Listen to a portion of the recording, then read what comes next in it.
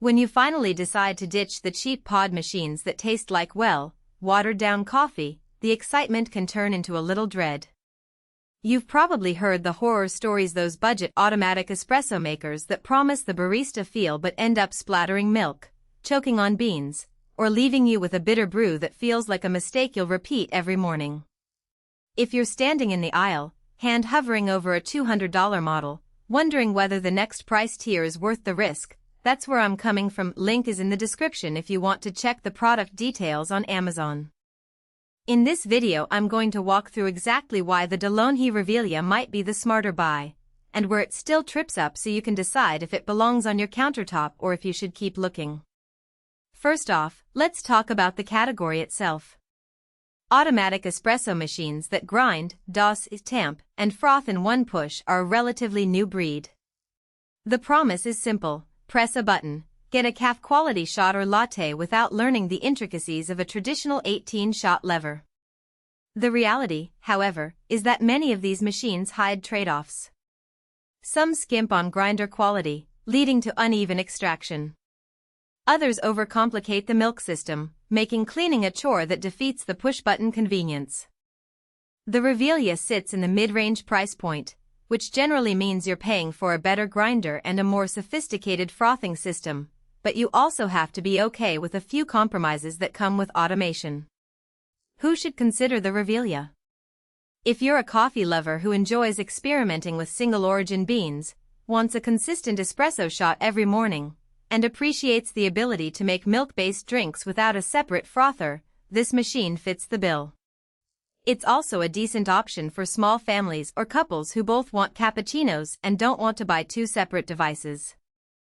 On the flip side, if you're a purist who insists on dialing in grind size by touch, or you're extremely budget conscious and would be happy with a manual espresso maker, the Rivelia might feel like overkill.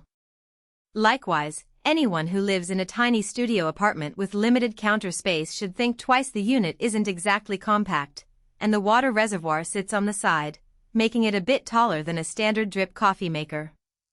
Let's break down the practical strengths first. The most obvious win is the one-touch espresso button that truly does what it says. The machine houses a dual bean hopper system, which lets you keep two different beans on standby, say, a light roast for a milder espresso and a darker roast for a bold, intense shot. The automatic grinder takes care of dosing, and because the hoppers are removable, you can switch beans without having to empty the entire reservoir. In real-world use, that means you can keep a morning blend for a quick pick-me-up and a more robust bean for the weekend latte without any extra hassle. I tested this by loading a bright Ethiopian and a chocolatey Colombian side by side. The machine remembered the settings for each and delivered distinct flavor profiles with just a button press. The milk frother is another area where the Rivelia shows its value.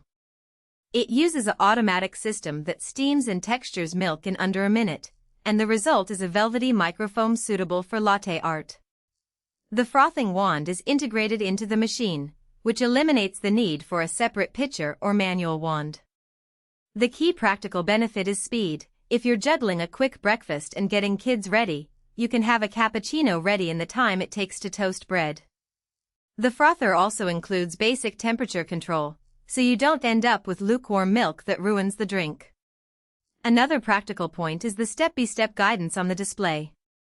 New users often feel intimidated by espresso machines that require you to guess grind size, tamp pressure, and extraction time. The Rivelia walks you through each stage, lighting up indicators for grind, brew, and froth. In practice, the guidance feels helpful the first few weeks. You can actually see the machine adjust the DOS based on bean type, which is something many entry-level automatic machines don't do. Now, the trade-offs. The first hidden downside is the water tank. It's positioned on the side rather than at the back, and while this frees up space behind the unit, it makes refilling a bit awkward if your kitchen sink isn't right next to the machine. You'll have to lift the tank each time, which can be a nuisance if you're refilling several times a day. A second limitation is cleaning. The automatic frother is convenient, but it also demands regular descaling and cleaning of the milk circuit. The machine does have an automatic cleaning cycle, but you still need to disassemble the frothing nozzle and run a milk cleaning solution weekly. For someone who wants truly set and forget operation, this could become a regular maintenance chore. The grinder itself, while an improvement over many budget models, isn't a professional-grade burr grinder. If you're used to dialing in a precise grind for a